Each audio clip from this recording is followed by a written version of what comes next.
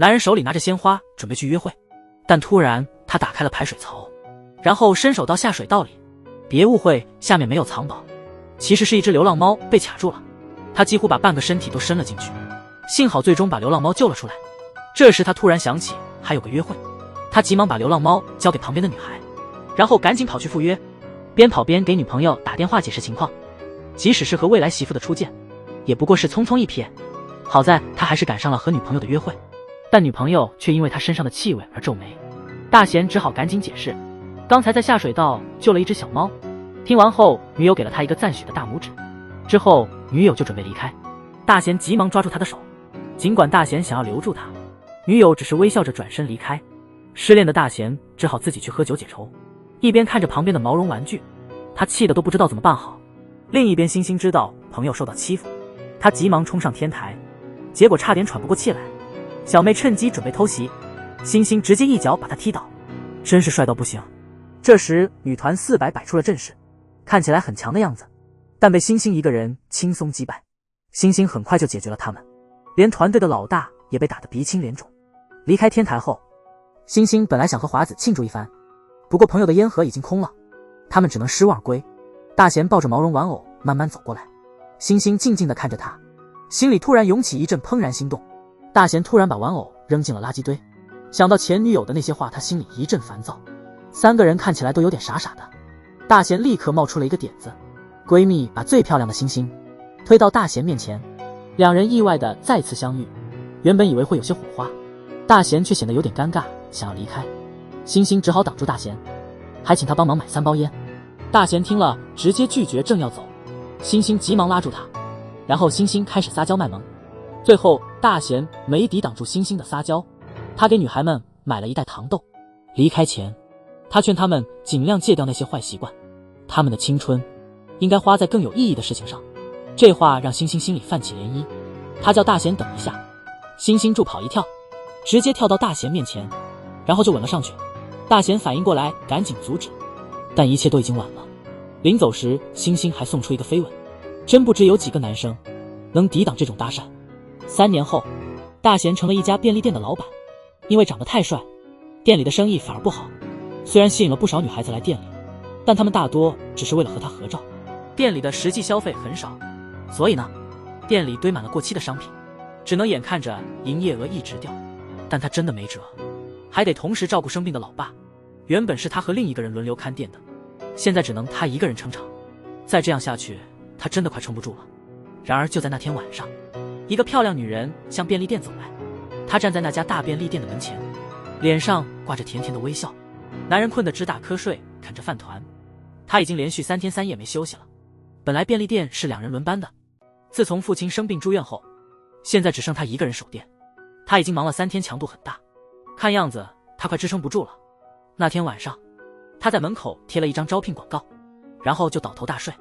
他刚睡没多久，一个身材曼妙的女人走向便利店，那迷人的风姿，谁看了都忍不住多看几眼。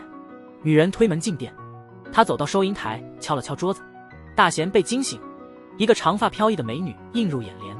大贤立刻呆住了。当星星说他来应聘的时候，大贤赶紧起身拿饮料招待，但是当他到饮料区的时候，胸口突然感到一阵刺痛。这时他突然想起这个女人，不就是3年前吻过他的那个女孩吗？大贤顿时感到很害怕。星星从他背后走过，他都没注意到。他注视着面前的星星，以为他已经不记得他了。于是大贤心里打定了主意，决定面试结束后就把他淘汰。但出乎他意料的是，面试过程中，星星轻松应对了他的所有难题。大贤偷偷观察星星，注意到他脸上那股不良少女的气息。这时候大贤心里已经有了决定。这时星星注意到大贤看起来很累，就给他倒了一杯自制的花草茶，说这个对消疲劳特别有效。大贤闻了闻，但不敢喝。星星显然察觉到了他的顾虑，就找了个理由去了洗手间。果不其然，他刚走，大贤就忍不住喝了几口，没想到真的挺管用。他突然感到一阵困意，没忍住又睡过去了。醒来时，旁边坐着一个正吃泡面的大叔。他惊讶地发现，平时空无一人的店，此刻却客满为患。原来这都是星星的功劳。他临时上岗，表现出色，虽然便利店因他而生意兴隆，但大贤还是不打算雇佣他。于是星星在所有客人面前开始哭诉，这一招真的很有效，大贤也只好无可奈何。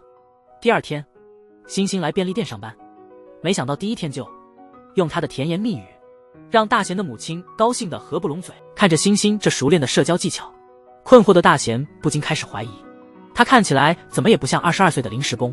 那天，一位大叔进店来兑换零钱，大贤却发现了异常，收银机里的5张10万韩元不翼而飞。这时他突然想起，之前看到星星在收银台附近很可疑，下班的时候发现他口袋里露出1沓现金。联想到这些，大贤立刻去查看便利店的监控录像，但他只能看到星星的背影，并没发现其他可疑的地方。于是他急忙打电话给星星，结果电话打不通，星星的手机已经关机。别无选择，大贤只好上网搜索便利店员工偷窃现金的新闻，找到一位店长分享了类似的经历，和他的遭遇如出一辙。那位店长提到了雇佣合同，大贤立刻想到星星的入职资料，他赶紧找出了那份雇佣合同，根据合同上的地址找到了星星的家。正当大贤准备敲门，他突然想到可能是团伙作案，所以他先在心里想象了一下可能的场景。为了安全起见，大贤在门外做了些拉伸运动，不知道他的这些动作已经被屋内的人看得清清楚楚，所以当大贤按下门铃，屋内的人开门，直接把他拉了进去。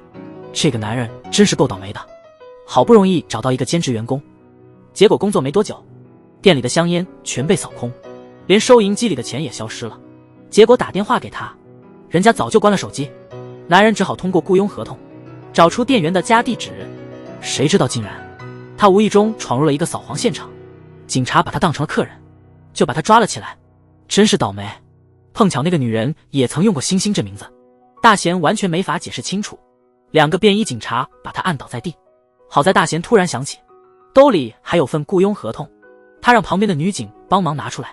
他解释说星星是他的员工，因为他偷了店里的钱，所以他才根据合同上的地址找过来的。搞清楚了这是场误会之后，警察就让他离开了现场。大贤很快回到了便利店，但出乎他意料的是，之前不见的香烟现在却整整齐齐地放在烟柜里。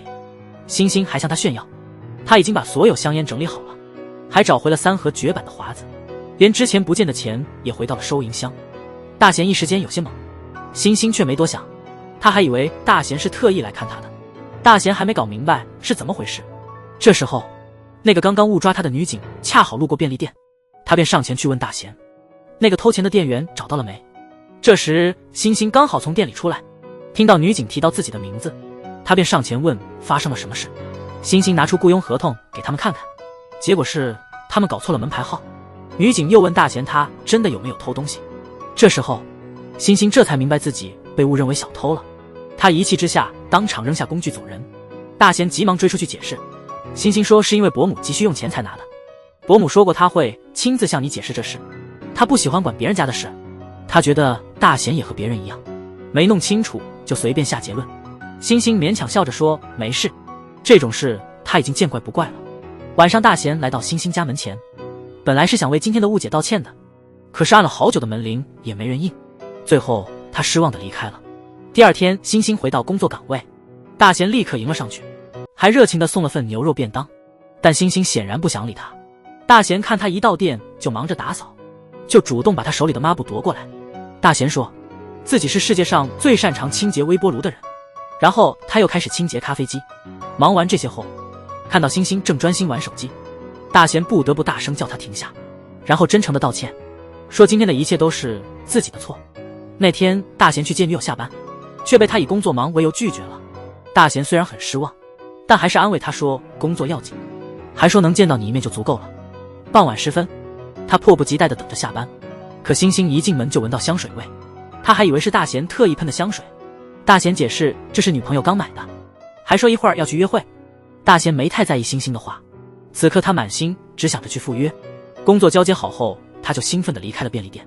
很快他就走进了一家豪华的5星级酒店，他迫不及待地搓了搓手，心想今天一定要展示一下什么是真正的男人。但就在下一秒，他突然出现在了健身房。大贤尴尬地笑了笑，果然是自己想多了。女朋友立刻看穿了他的小心思，他表示体力不支，连想做的事都做不了，所以得空还是要多锻炼。听了这话，大贤仿佛打了鸡血，开始拼命骑动感单车。这时大贤接到了星星的短信，女友发现了大贤的行为，便问他和谁聊得这么开心。大贤解释说是店里的兼职工。正当此时，他接到了好友麻花的电话，得知星星在便利店和闺蜜狂欢，大贤急忙告诉女友他得回便利店处理事情。女友立刻感到不高兴，不是说好一起来健身的吗？大贤解释说今晚已经流了不少汗，留下一句话说待会儿联系，然后匆忙地赶回便利店。接个电话的男人就丢下女友一个人跑了。原来新招的员工没好好工作，竟然还带着闺蜜在店里开派对。此时星星正向闺蜜炫耀自己在店里的地位，还说店里的杂活都是店长干的。她豪迈地告诉闺蜜想吃什么就拿什么，姐妹俩立刻投来羡慕的眼光，然后纷纷竖起大拇指。就在大家玩得不亦乐乎的时候，大贤终于匆匆回到现场，看到那两个似曾相识的女孩，他突然想起了什么，正是3年前那对调皮的小妹妹。大贤决定今天要好好复仇，得给他们点颜色看。看，星星一听到店长的声音，立刻转过头。丁星拉着大贤向她的闺蜜介绍，但下一秒她就瘫在桌上睡着了。大贤立刻怒斥在场的3人，但这对闺蜜却不断转移话题。他们让大贤为误会星星是小偷而道歉，然后满上了一杯酒，说这杯酒干了事情才算解决。但大贤却迟迟不愿意喝，于是两姐妹开始挑衅他，说他除了长得帅之外一无是处。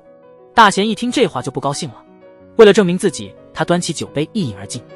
不知道的是，他的女友已经悄悄跟了过来，他默默地看着这一切，想不通大贤为了见他们，竟然能够冷落自己，让自己感觉像是多余的人。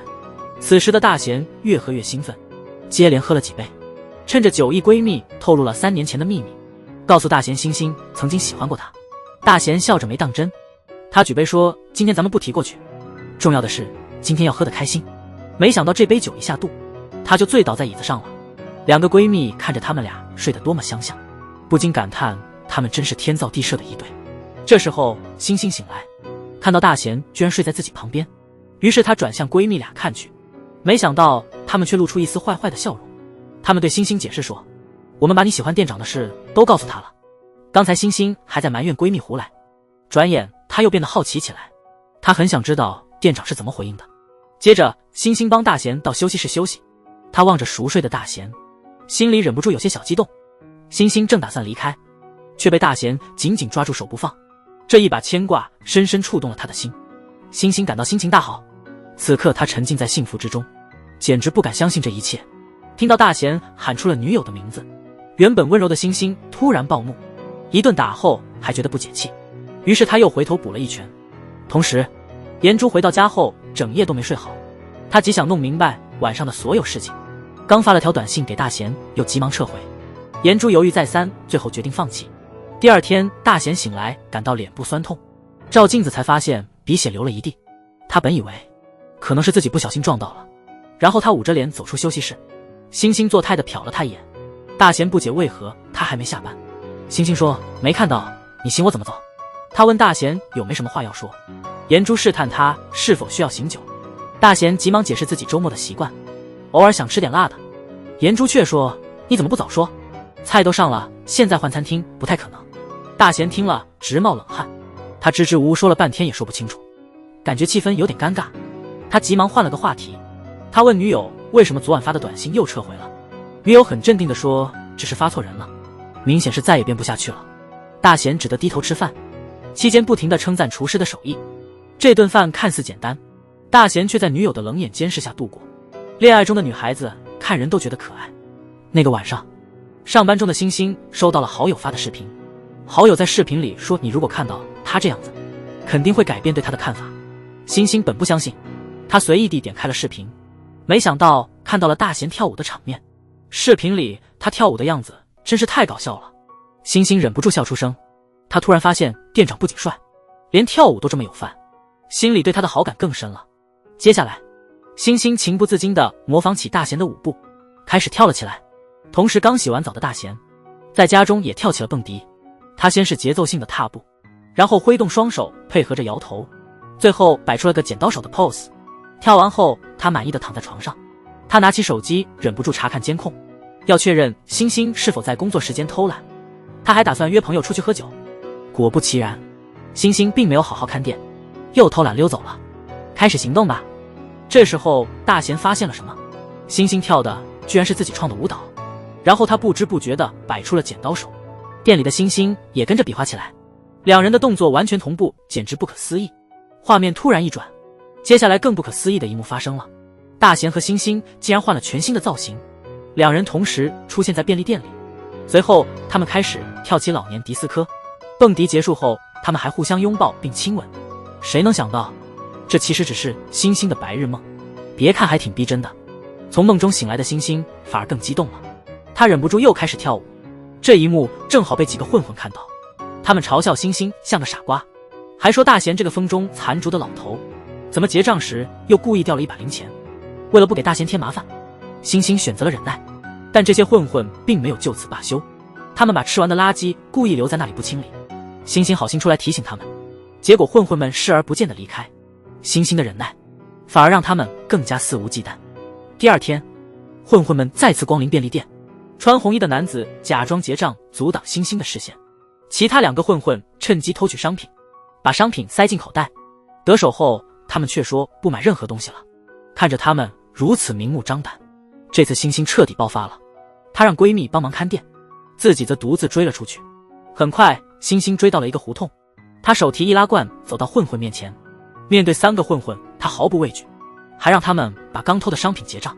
混混却嚣张地说，老板都没管，你又算老几？他说他有原则，从不对女人动手，不想被打的话赶紧滚。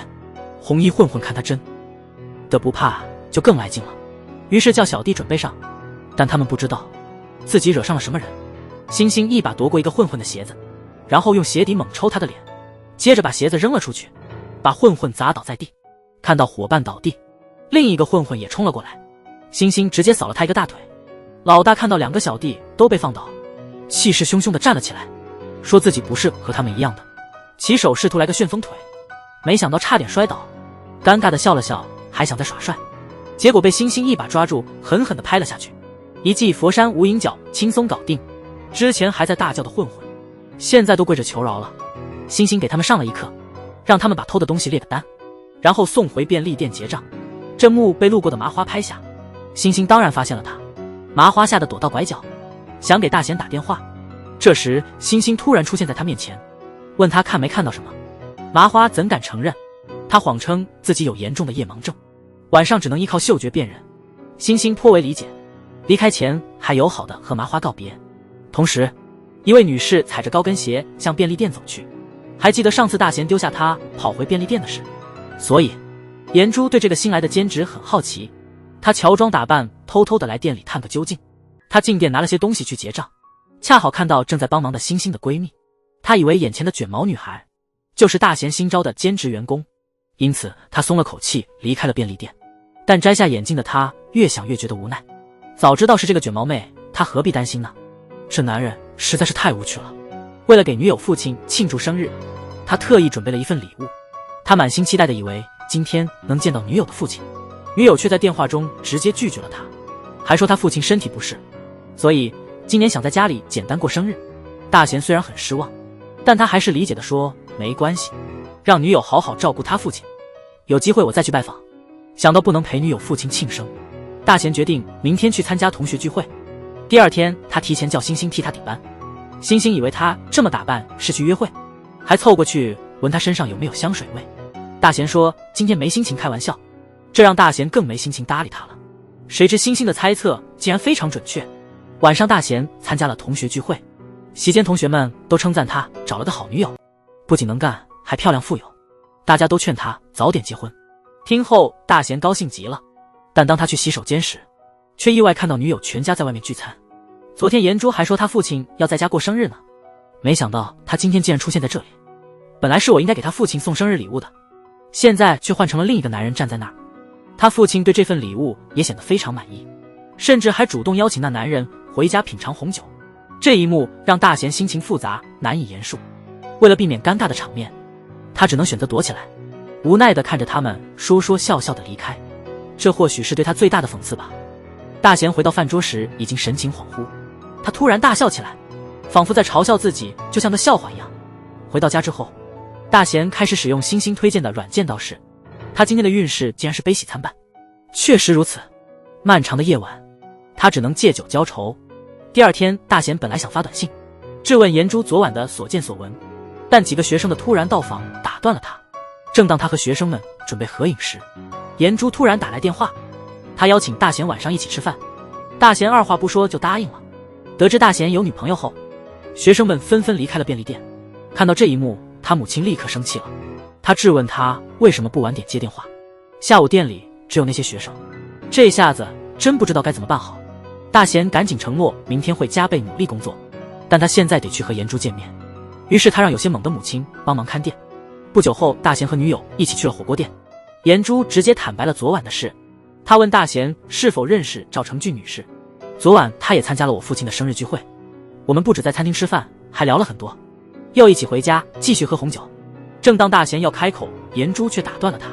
他解释说自己从小就和成俊是青梅竹马，我一直只把他当作好朋友。颜珠希望大贤不要误解他们的关系。大贤偷笑着说，我当然信你。他表面上装作什么都不知道，实际上心里已经乐开了花。误会澄清之后，两人幸福的手牵手走在街头，路过一家刚开的酒吧，大贤拉着颜珠走了进去。与此同时，星星也来到这家酒吧和朋友聚会，但他没注意到大贤也在这里。颜珠去洗手间的时候，一个红头发的女生挡住了他的去路，他不耐烦地让颜珠从他身边挤过去。颜珠听后直接推开他的手走进洗手间，这让红头发的女生很不高兴。红绿灯三姐妹跟着她进了洗手间。就这样，这个富家千金被几个不良少女围堵在厕所里，仅仅因为她轻推了红头发一下。红绿灯三姐妹因此跟着进来，两个小混混在门口放风。红头发的女生冲进厕所，她以推撞为由要求富家女赔偿100万。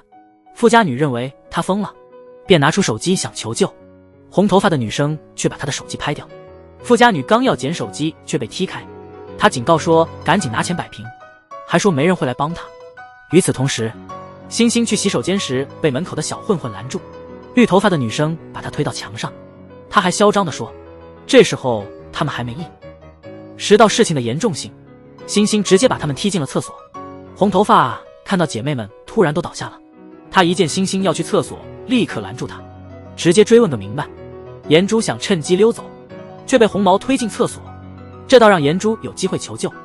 他赶紧捡起地上的手机给大贤打电话，大贤接到电话立马赶来。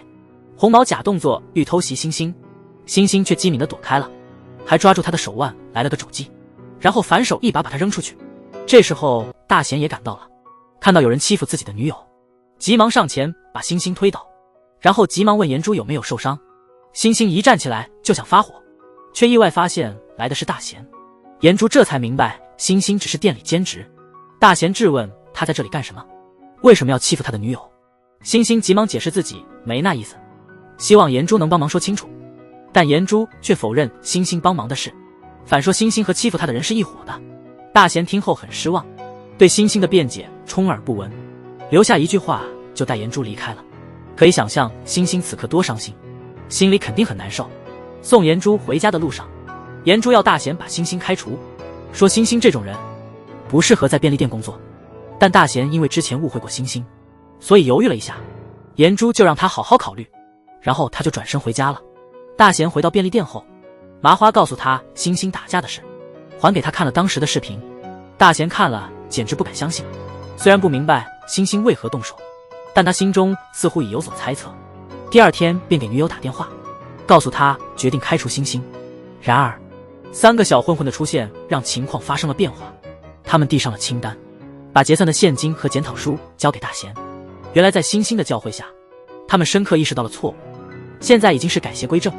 在休息室，大贤拿着星星的工作服叹了口气，这时他发现了星星的笔记本，随手拿起来翻看，星星在便利店的点滴都被记录在这本笔记本里。看着这本充满爱的笔记本，大贤开始怀疑自己的判断。正在这时，电铃响了，原来是星星的闺蜜来了，她们是来为星星辩护的。知道自己误会了星星，大贤马上跑到路边拦出租车，结果不是被别人抢先，就是司机说不顺路。正当他感叹今天真倒霉时，星星骑着小毛驴从他身边经过，没想到他竟然没看到大贤。因为之前厕所的误会，他找到星星希望得到原谅，并主动提出让星星来打一顿出气。经过一番确认，星星不再多说什么，他先后退了一小段，接着来了一个高跳，直接把大贤送上了天，在空中飞了短短100米，然后直线坠向地面，匆忙间脱下工作服递给他。但就在下一刻，那一天，大贤和家人查看了店铺的销售额，发现销售额竟增加了3倍，他们无比激动。母亲说这都归功于星星。这时大贤收到了一条消息，原来星星被选为月度优秀员工。大贤激动的话都说不清了，父亲赶忙拿过手机仔细查看，全家人忍不住欢呼跳跃。面对这双喜临门的好事，母亲兴奋地哼起小调，似乎开设分店指日可待。晚上星星来便利店接班，把这个好消息告诉大贤，还在他面前跳来跳去庆祝。星星努力抑制自己的兴奋，他问店长之前不是有话要说吗？大贤哪敢再提开除的事，立刻岔开话题搪塞过去。星星也没多想，但觉得这样的庆祝似乎太简单了，所以他建议举高高庆祝一番。谁料大贤直接拒绝，就转身走了。星星急忙追上去说至少背一下吧。大贤回应说不要太过分，但下一秒星星就惊呆了。大贤送上了精心挑选的鲜花，星星被这突如其来的礼物震惊，没想到店长会送自己鲜花，而且还是他最爱的粉红玫瑰。大贤解释这花代表感激与真诚，没料到它还有其他意义，那就是爱的承诺。星星感到幸福来得太突然，如果能再背一次就更完美了。大贤真是有些哭笑不得，星星软磨硬泡，非要大贤背他，大贤只好答应背他3秒钟。结果星星开始耍赖，死活不下来。正当这时，颜珠突然推门进来，两人1秒前还乐呵呵的，下一秒就愣在原地。大贤赶快解释，只是在庆祝星星的事。星星也马上补充说是自己开玩笑的。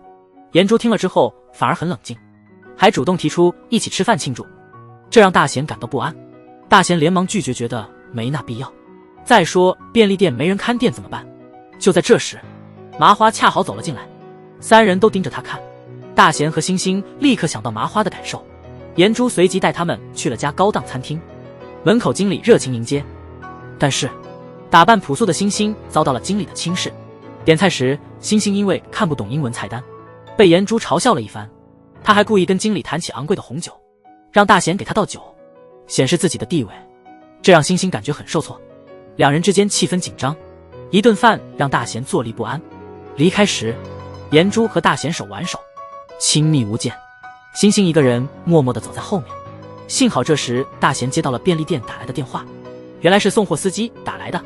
大贤说话声音太大，颜珠觉得吵就松开了手，担心他出洋相，就提醒他小声点说话，然后走到一边装作不认识他。挂了电话之后，大贤马上帮星星安排了工作。之后他走到颜珠跟前提出送他回家，但颜珠直接拒绝了他。大贤正要问他打算怎么回去，这时候暗恋颜珠的李氏出现了，大家打了个短暂的招呼。李氏马上询问颜珠，看到女朋友和别的男人一起回家，大贤心里肯定不好受，而星星则在一旁偷笑。等大贤回家后，发现女友还没回复他发的信息，回想起今天的种种，他不禁陷入深思。这位女士带着妈妈去了服装店，还大方地让她随意挑选。好久没逛街的妈妈乐开了花，但当她挑好衣服到收银台时，售货员告诉她女儿因急事已经先走了。女儿不但没结账，还带走了一件价值25万元的衣服。被坑的妈妈只好放弃购物，无奈地为女儿付了账。回到店里，看着女儿穿着新衣服在自己面前晃，妈妈气得不打一处来，立刻给了她一顿爱的教育。这时爸爸也拿着新衣服出现了，还以为是儿子送的礼物，妈妈更加气愤。大贤刚回到店里就莫名其妙背了黑锅，想到自己被女儿骗还被儿子忽视，妈妈感到难以言说的心酸。她愤怒地宣布不接受任何采访。但正当星星走进店里时，因为他被评为当月最佳员工，所以今天媒体特地来店里对他进行采访。虽然只采访了星星一个人，但大贤的家人还是相当激动和热情。采访结束之后，记者提出要大贤背着星星拍张宣传照。大贤真的很不情愿，他害怕颜珠看到，怕到时候解释不清楚。家人却坚持他得为便利店考虑，但大贤坚决不同意。这时候他妈妈又生气了，转头一看家人都准备好了，他也只能勉强妥协。晚上大贤一家为星星举办庆祝聚餐，就在这时看到了之前采访的宣传照，发现照片被裁剪过，这可真是大麻烦了。他赶紧给记者打电话，却被告知报道会发到社交媒体。这意味着颜珠也会看到，害怕女友会误会。大贤马上给他打电话解释，可电话却没人接。果不其然，颜珠也看到了照片。无奈之下，他只好借酒消愁。联系不上颜珠的大贤，只好去他家门口苦苦等待。结果看到喝醉的颜珠被李氏背回家，他还不停让李氏转圈圈。虽然知道他们是青梅竹马，但这样的举止让他很难过。看到李氏能随意进颜珠家，想到恋爱3年，颜珠从没邀请过他去他家，也没让他见过自己父母。大贤心里五味杂陈，他站在女友家门口，心痛地转身离开。女孩正在清理餐桌上的垃圾，他们哪里知道，已经有人悄悄跟到他们后面了。那人突然用棍子狠狠地敲了女孩的头，女孩顿时倒地昏迷。施暴者正是之前那3个红绿灯姐妹。看到女孩倒在地上，她们害怕自己下手太重，闯了大祸，吓得立刻逃跑了。这时候大贤恰好路过，听到他们慌张的对话。大贤觉得这几个人有点眼熟，目送他们离开，突然想起来了，他们就是之前被星星教训过的那几个混混。大贤立刻意识到事情不妙，急忙跑回便利店，发现星星昏迷在地，立刻把他送到了医院。医生检查后告诉他，星星的头部没事，是盲肠破了，需要立即手术。这让大贤百思不得其解。第二天，闺蜜听说星星出事，赶到医院，哭得一塌糊涂。见星星身体并无大碍，他们都责怪星星为什么不告诉他们真相。要不是他们偶然去便利店，还不知道星星出了什么事。幸好星星及时安抚了他们，这才让闺蜜稍微放心。闺蜜离开后，把星星住院的事告诉了她妹妹银星，但银星似乎不太在意。在她眼里，姐姐总是最强的。直到闺蜜发来几张照片，银星的表情立刻凝固了。她决定自己去找那3姐妹。银星一上来就给红毛来了一个重拳，红毛刚想反击，却被银星巧妙的一钉子反制，接着一脚把她踢倒在地。绿毛看见大姐被打，急忙冲上去帮忙。这时候星星的闺蜜也赶到帮忙。红绿灯3姐妹明显不是对手，她们的小帮手骑着摩托赶来了，3人马上加入战斗。混混看银星长得漂亮，就想对她动手动脚，结果被银星一招打得找不到北。混混气急败坏，想要反击。这时星星骑着滑板及时赶到。原来是这样，闺蜜知道银星要去找那3姐妹，立刻告诉了星星。红绿灯3姐妹看到星星，吓得连连后退，旁边的混混却不当回事。星星面对他们的嘲笑完全不在意，眼前这些人根本不值一提。战斗马上就要爆发了，6个女人已经动手了，互相扯着头发。这时2个混混摆出螳螂拳的姿势，星星看了只是轻蔑地笑了笑。面对2个混混的配合进攻，星星轻松的就解决了他们。一旁的老大看了，急忙炫起花里胡哨的招式，试图在气势上压倒星星。伴随着一声鸡鸣，他向星星发起了攻击，但星星轻松躲过了他的花拳绣腿，最终还是被星星一记旋风腿直接踢晕在地。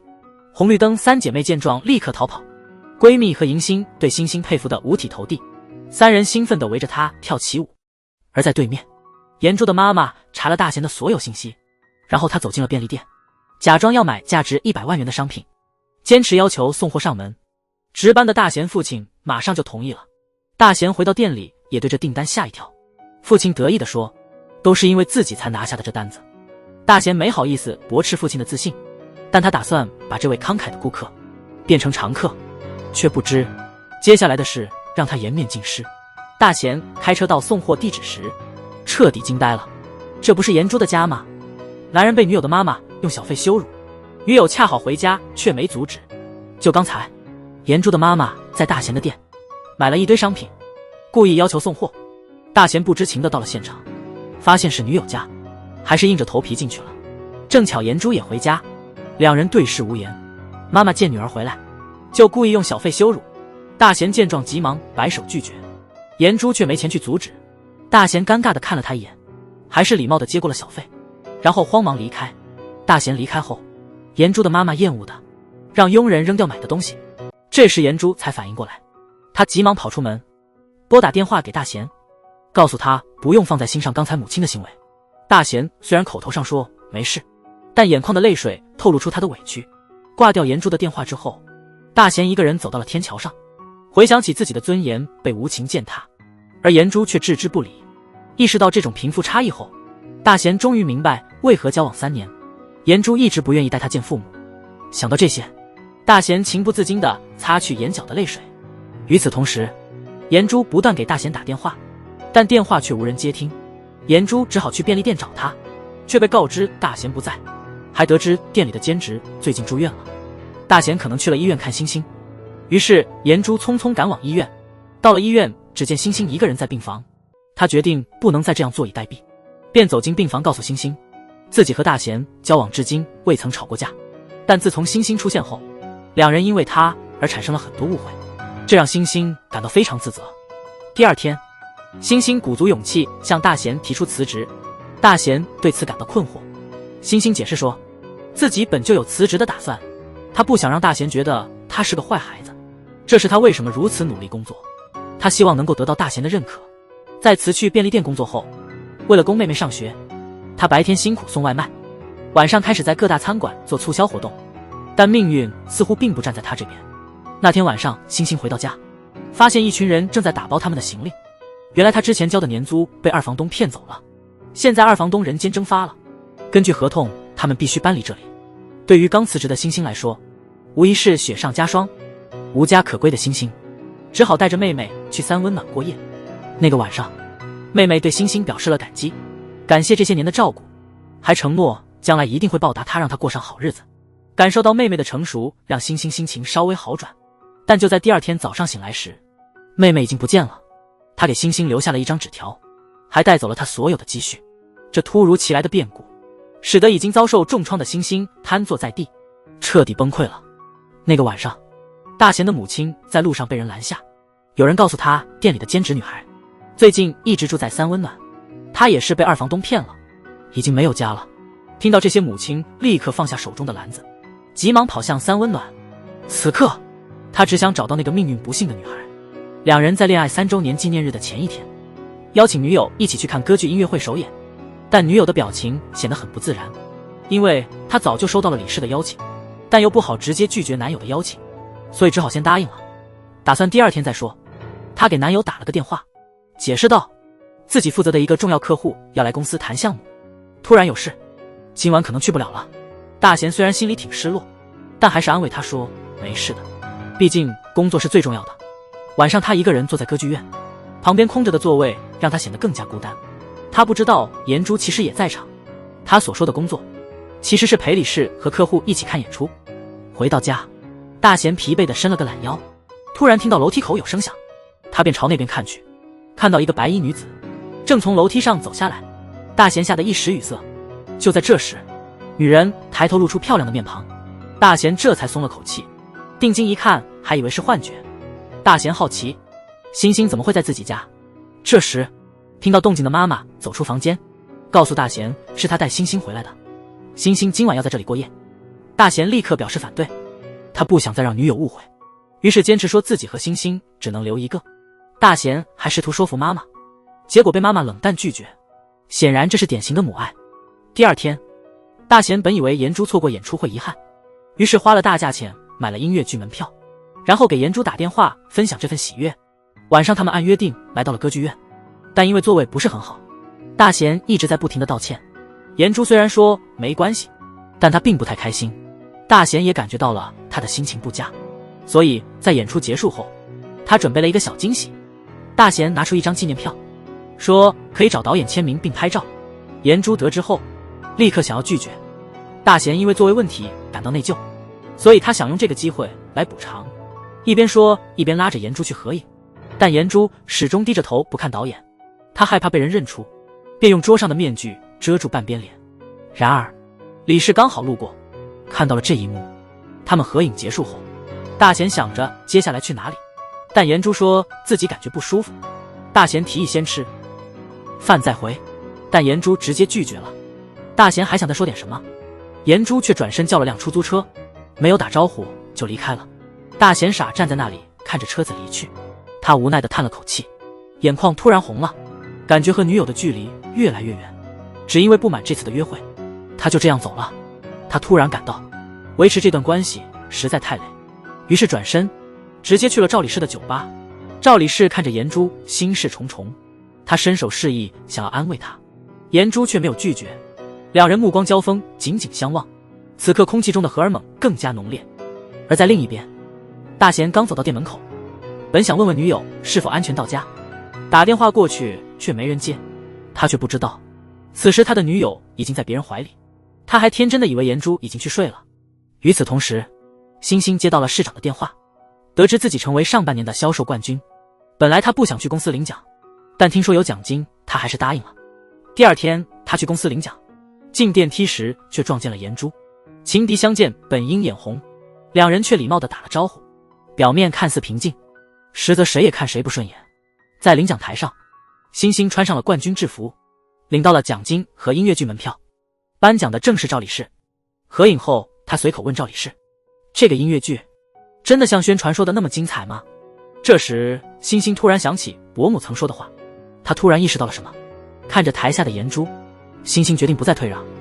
颁奖结束后，他气愤地找到颜珠，质问他在医院说的话是不是真心的，为什么要欺骗店长而去和赵理士看演出。颜珠却说这和他无关，但星星却不这么看，仅因为几句话他就辞掉了便利店的工作，全是为了不影响他和店长的关系。现在看来他被骗了。在会议室里，颜珠回想星星说过的话，回忆起和大贤的种种时光，那个愿意为他付出一切的男人，眼里只有他的他。此刻他后悔自己一时的动摇，于是急忙跑到便利店，想要见到大贤，但却空手而归。店里只有麻花一个人。得知大贤已经回家休息，从麻花那里得知了大贤家的地址，颜珠急忙赶往他的家，在门口不断给大贤打电话，却没人接。就在这时，大贤的妈妈正好带着菜回来，他一眼就认出了眼前这女孩是儿子的女朋友。母亲热情地介绍自己，随后赞不绝口，兴奋地邀请他进家坐。与此同时，麻花在休息室拿东西时意外发现大贤根本没回家，他急忙把颜珠来过的事告诉刚醒的大贤。大贤迷迷糊糊地查看手机短信，看到消息后感觉不妙，连鞋子都没顾上穿好，慌张地往家里跑，一路上不停给星星打电话，但星星正在骑小毛驴，根本没听到电话。大贤只能急急忙忙地往家赶，刚回到家还没来得及喘口气，他急忙拉着颜珠要赶紧离开。颜珠只好向伯母礼貌地告别。正当两人转身要走时，星星恰好从外面走进来，颜珠不敢相信地看着自己的男友，这使得大贤哑口无言。颜珠头也不回地走了，大贤赶快追了上去，开始解释星星为何会在自己家，但颜珠此刻完全听不进去。他说自己已经厌烦了这些辩解，随后跳上出租车愤怒地离开。大贤还想打电话继续解释，但颜珠果断挂断了电话。大贤搞不明白自己到底做错了什么，连澄清的机会都没有。看到他这么难过，星星也感到自责，于是就跟着他一起来到便利店。店长并没有责怪他，星星问他为什么没告诉颜珠自己已经辞职了。大贤说并不是没说，而是根本没机会说出口。听后星星心里更加难受。大贤晚上傻傻地坐在收银台发呆，回想颜珠今天生气离开的情景，连发的短信也没回。大贤哭着坐了一整晚，不想就这样看着两人的关系破裂，于是他鼓起勇气去了颜珠家。这一次他以男朋友的身份见了颜珠的母亲，并严肃地向伯母自我介绍。大贤希望他能不干涉自己和颜珠的感情，没想到财阀夫人竟然同意了。大贤真诚感谢后选择告辞，不知道夫人其实并不是真心的。他立刻开始调查大贤的家庭情况，得知大贤妈妈是卖保险的，他便主动打电话邀请来家里谈谈。等到大贤妈妈到了他家，财阀夫人豪气地宣布要在这里签一个每月2000万的巨额保险。大贤妈妈经过反复确认，听到肯定的回答后，高兴地笑开了花。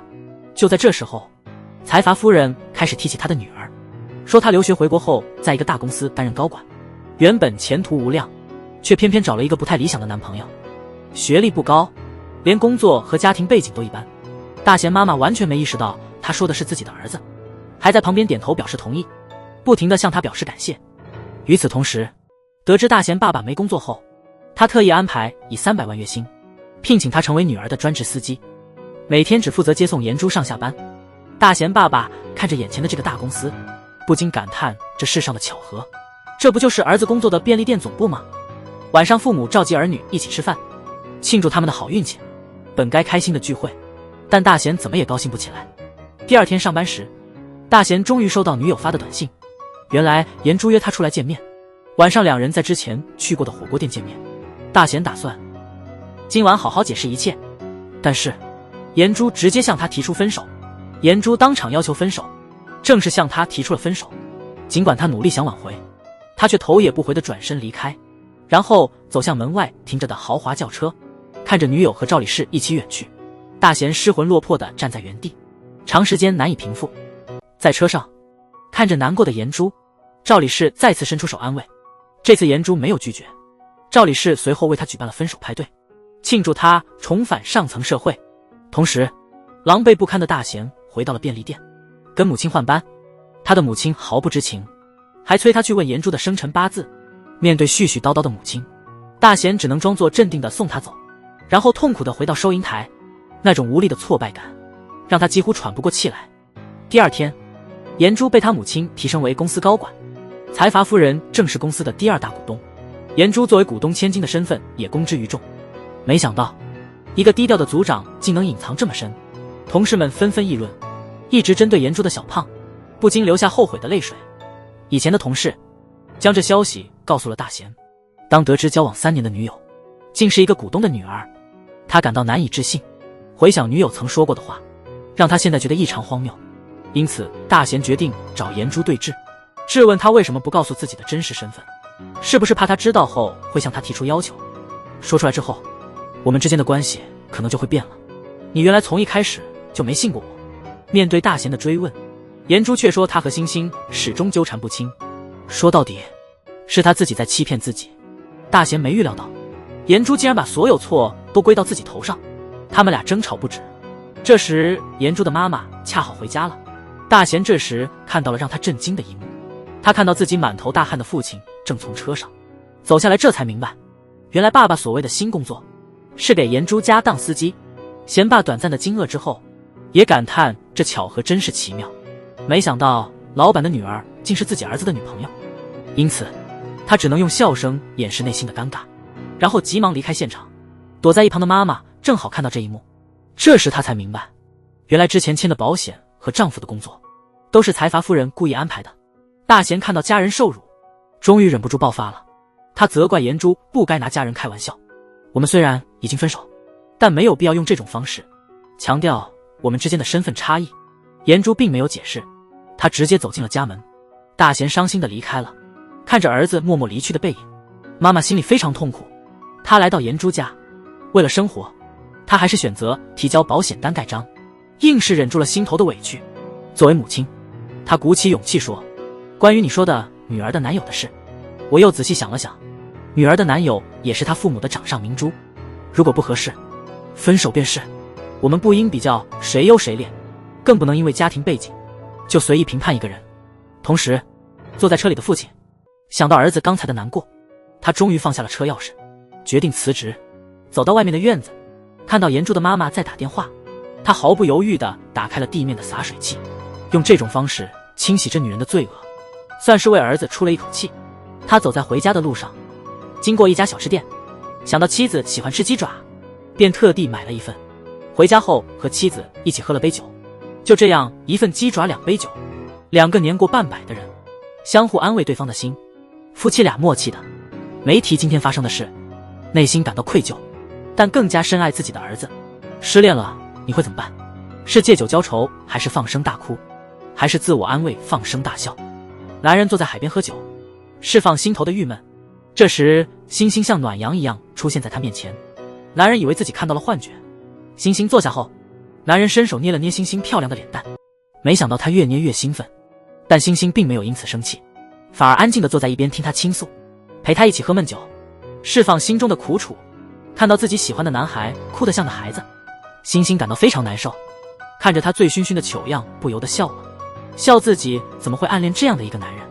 不知不觉中大贤在沙滩上醉倒了，星星跌跌撞撞地把他背回宾馆，望着熟睡中的他，深情地凝视着大贤，终于表达了隐藏多年的真情。原来当她还是小女孩的时候，因为一次突发事件被大贤救了，就在那时，星星开始喜欢上这个温暖的大男孩，这一喜欢便持续了10年。大贤便利店开业那天，星星和闺蜜偶然经过，可能是命运的安排吧，让他们有机会再次遇见。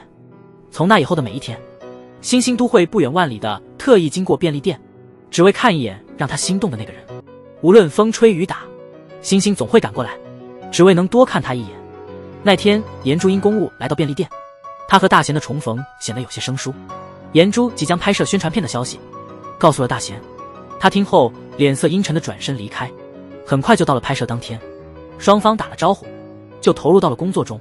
拍摄过程中，大贤和星星表现出了亲密无间的默契，这让旁边的颜珠感到失落。拍摄进行到一半时，一位曾是公司上司的人突然与大贤起了争执。得知此事的颜珠带着小胖前来道歉，善良的大贤礼貌地低头回应，星星却突然把他拉起来，他不想让大贤轻易向别人低头，任何欺负店长的人，他都会变身守护天使保护他。结束工作的颜珠边打电话边向赵理事倾诉，觉得自己与这个社区格格不入。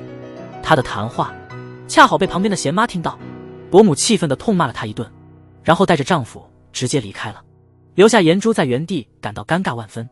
很快，宣传片一经上线就火爆网络，便利店的营业额也迅速上涨。在公司里，小胖一边贬低颜珠的能力，一边调侃大贤真懂得怎么耍帅。不经意间，他无意中泄露了几年前的秘密。贤珠对此表示怀疑，遂查阅了以前的工作档案。他惊讶地发现，自己曾经负责的项目负责人竟是大贤。他便找到小胖，在一番逼问后得知，原来几年前一个项目出了问题。按理来说，大贤和颜珠应受严厉处罚，他却心甘情愿为颜珠背黑锅。为了保护女友，他心甘情愿为她顶罪，离开了公司。3年后却遭到了他的背叛，最终被女友嫌弃无用，冷酷抛弃。知道真相后，他又深感懊悔，因此他决心挽回曾失去的爱。那晚，颜珠找到大贤，质问他为何不告诉自己真相。情深意吐后，他紧紧抱住大贤，希望他们能够重归于好。但大贤却将他推开，因为他已将悲愤转化为前进的动力，开始自己的新生活。颜珠却没有就此放弃，身为李氏集团的一员，他向董事长提了个建议让大贤担任总公司的加盟代表顾问。在董事长的推动下，颜珠再次来到便利店，他把任命的消息告诉了大贤，但大贤以经验不足为由，婉拒了颜珠的好意。颜珠还想再说些什么，但大贤已果断发出了逐客令，还提到自己即将和星星换班。为防星星误会，大贤希望他能尽快离开。颜珠无奈只好尴尬地离开，但他转身又到了大贤家门口守候，看到大贤妈妈外出归来，他急忙跑上前去打招呼，但显然贤妈对他还是不太待见。颜珠对此似乎并不介意，他向贤妈说明了公司的任命意向，一听是关于儿子的前途，他立刻来了兴趣。贤妈说会和儿子谈谈，劝他接受公司的任命。颜珠达到目的后感到很满意。这时星星恰好从家里出来，贤妈见状立即露出另一种态度，满脸宠爱地看着星星。颜珠只能尴尬地站在旁边。等贤妈一走进家，女人之间的火药味立刻弥漫。在母亲的劝说下，大贤很快勉强来到了公司。第一天报道，他一点也不怯场，反而自信地发表了演讲。颜珠看着身边侃侃而谈的他，觉得此刻的大贤异常迷人。下班后，大贤去花店买了束鲜花，在回家的路上，手里拿着鲜花，脸上洋溢着幸福的笑容。快到便利店时，心里却感到很不安，偷偷看了新员工一眼，轻轻推门进去。与此同时，颜珠坐在车里，回想起大贤刚才的光彩夺目，深感当初提出分手是个错误，决定要重回他身边。颜珠急忙让司机掉头，往大贤的便利店赶，迫不及待的想去表达自己的爱意，却发现已经失去了资格。看着幸福的两人，颜珠只好灰溜溜的离开，但他又转身把母亲约到酒吧，告诉他会不顾一切追回大贤。第二天，大贤正式开始上班。第一天的工作，颜珠故意安排和大贤一起，两人去便利店视察，店长却不太欢迎他们，事情搞得他们差点被赶出去。在推搡中，颜珠差点摔倒，大贤本能地把他推开，结果自己摔倒受了伤。另一边，星星考完试后得知店长受伤，急忙往医院跑，但走进病房时，发现颜珠也在那里。他立刻上前把颜珠推开。颜珠机智地说，大贤是在救自己时受的伤。这时大贤正好醒来，他关心地问星星考试怎么样，注意到旁边的颜珠，礼貌地打了个招呼。颜珠尴尬地回应后就离开了。听到两人谈话，颜珠心里五味杂陈。他带着转换合同到便利店，大贤工作太忙，颜珠提议把便利店改成直营店。他说会换个新店长，星星将升为副店长。不知这是颜珠的计谋，他想挽回大贤，费尽心思在背后策划。结个正事，大贤接了个电话，急忙离开。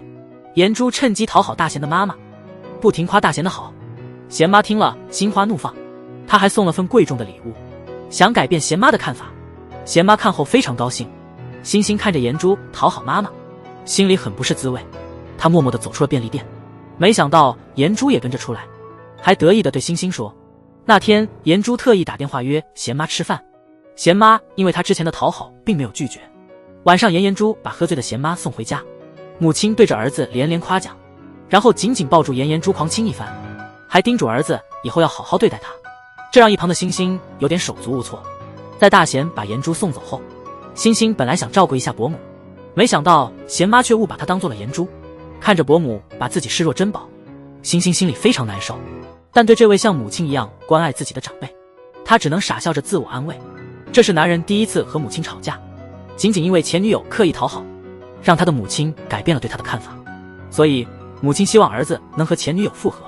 然而大贤早已另有所属，他早就对这段不合适的恋情释怀了，即便是母亲的请求，这一次大贤也不会同意。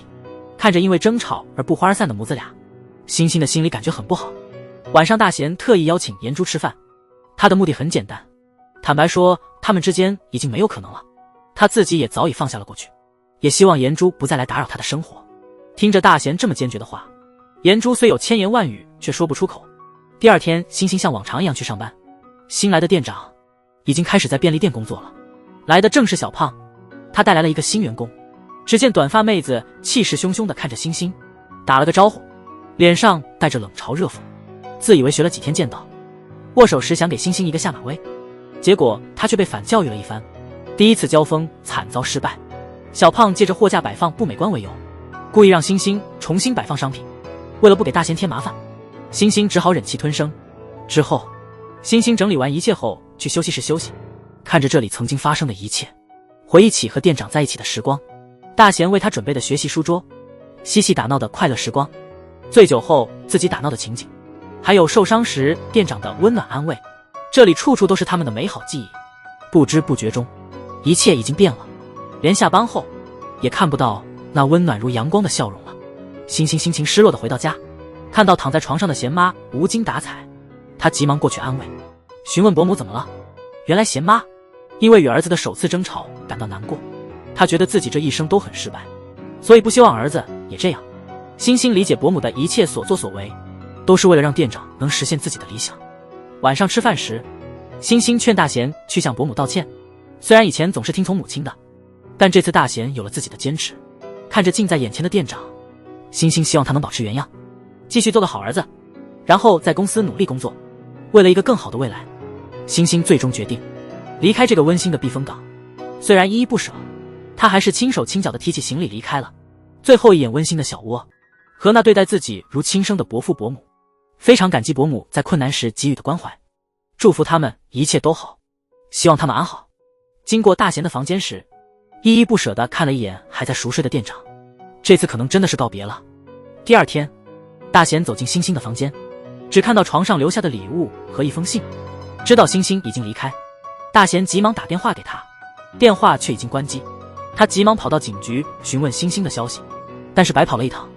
失落地经过便利店，看着这个曾经如此熟悉的地方，里面的人已经完全变了，脑海中浮现和星星一起的日日夜夜。